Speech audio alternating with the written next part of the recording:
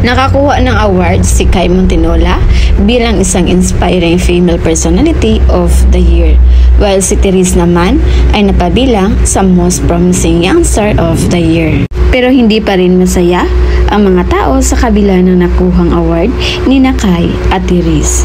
May nag-comment ng below the belt, asaan na daw yung big winner, ikalal pa more. Ito yung comment na halatang sobrang laki ng insecurity or inggit kay Fiang. Napunta lang sa ibang ex-housemates ang award, parang ang sama na ng dating ni Fiang. Hindi na lang ito naging masaya na kahit papano may mga tao ding nagkaroon ng award at hindi lang si Fiang. Kaya ayon pa sa mga netizens, speaking daw of ikalal, nakailang lalaki nga ba si Fiang simula nang lumabas ito sa bahay ni Kuya. Dahil ang nakita daw nila ay tanging si JM lang ang laging kasama ni Fiang. Kahit nga shinip ito sa Jar Fiang, kusang umiwas si Fiang para hindi ma-issue. Kaya may mga nagsabi na magkaibang landas na tinahak ngayon ni Therese at ni Kai.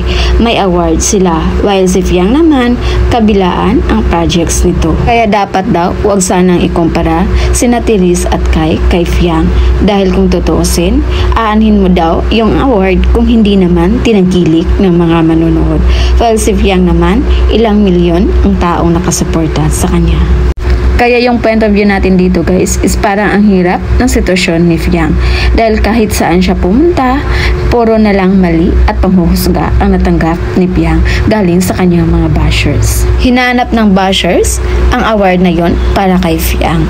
At pag nagkataon naman na kay Fiang nga napunta ang award na yon, marami naman silang masasabi na hindi nga deserve ni Fiang. Kesyo ganito, ganon. Buti na lang hindi toxic si Fiang at hindi niya pinansin ang mga negative na comments ng mga basher. Bagkos, nag-focus siya sa kanyang career at ipinakita sa kanyang mga supporters na tama yung sinuportahan nila. Kaya nga sabi ni Fiang, who did, God did.